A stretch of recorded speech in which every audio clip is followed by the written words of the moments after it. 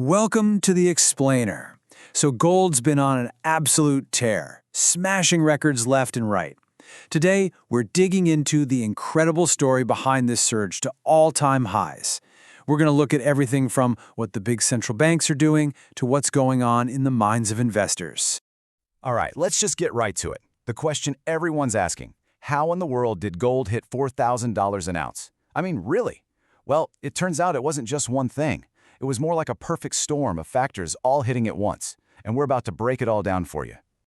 Okay, to really get a feel for just how wild this rally has been, you've got to see this timeline.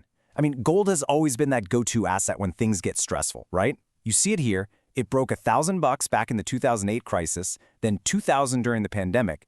But look at 2025. Whoa, the climb just went vertical.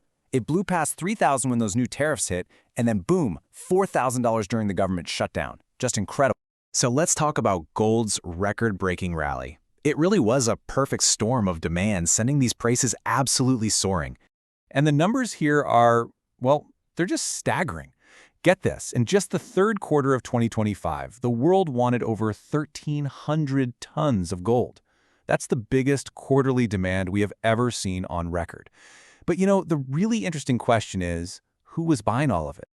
All right, let's look at the central bank stockpile. And this is a huge piece of the puzzle. We're going to dive into why governments are suddenly buying gold at a truly historic pace.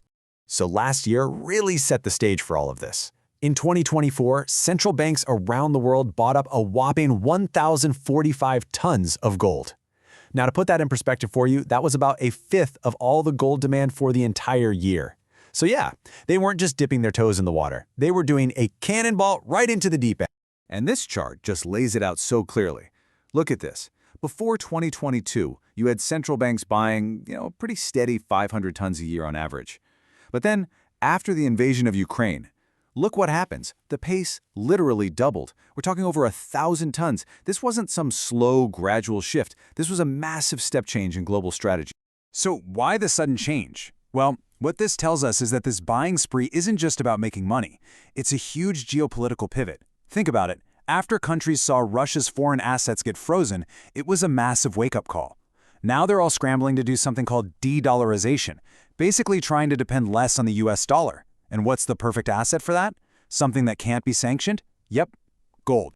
And this quote about Beijing really just nails it. It says they see gold as more than a reserve asset, it's also a tool of financial influence. And they're not kidding.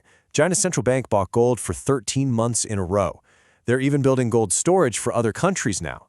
So gold has become way more than just a safe place to park cash. It's now a tool, a weapon even, for projecting financial power across the globe. Okay, so it's not just the governments. Now we see investors join the rush. Because when you see the big guys making moves like that, what do? Well, both individual and institutional investors started fanning the flames, big time. So if we look at the breakdown of demand for that record-breaking quarter, the story becomes crystal clear. Check out the two biggest slices of this pie, central banks and investment demand. That's stuff like physical bars and coins, but also ETFs, exchange-traded funds, which are basically like stocks that just follow the price of gold.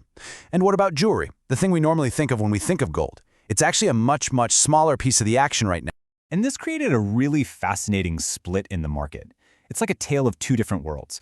On one side, you have investors piling in. ETFs saw the biggest flood of cash in years. But on the other side, regular folks who buy jewelry were totally priced out. In fact, jewelry demand actually fell for the 6th year in a row. It's a classic case of Wall Street's fervor just completely overwhelming Main Street's appetite. So what was going through the minds of all these investors? It really boils down to a simple three-step logic. First up, Fed policy. Everyone's expecting interest rate cuts. And when that happens, holding something like gold, which doesn't pay you any interest, suddenly looks way more attractive, right? Then, number two, it's the ultimate safe haven. When the world feels risky, you run to gold. And finally, number three, simple momentum. Nothing attracts a crowd like a crowd. The price started rising, and that just created this self-feeding frenzy that pulled in even more buyers. Okay, so we have all this insane demand from governments and investors, which leads us to a pretty big question, the supply question. I mean, can miners even keep up? Well, the short answer is nope, not really. The thing about gold mining is that the supply is incredibly stable. It's slow, it's hard, it's expensive. You can't just flip a switch and get more gold. So supply just doesn't change quickly, even when prices shoot up. Economists have a word for this. It's inelastic. So what this means in the real world is that the amount of gold being mined has almost no effect on the price. The price is driven by these huge, big-picture macro factors. Things like real yields. When they're low, gold looks great because you're not missing out on interest. A weaker US dollar. That usually pushes gold up too. But the biggest drivers of all, you guessed it, those massive flows of cash from central banks and investors that we've been talking about. So when you put it all together, unstoppable demand, inflexible supply, it leads to the big question: what's next for gold? Let's take a look at the 2026 forecast and, of course, the risks that are out there. Well, if you thought the party was over, think again. The general consensus is that this bull run still has legs. Most analysts are forecasting that the price will keep climbing, averaging over $4,300 an ounce in 2026. Why? Because all those powerful drivers we just talked about, they're pretty much all still in place. But it's not all smooth sailing, and it's super important to understand the risks that could completely derail this whole thing. For example, a big stock market crash could force people to sell their gold just to get cash. What if geopolitical tensions suddenly cooled off? That could definitely hurt its appeal as a safe haven.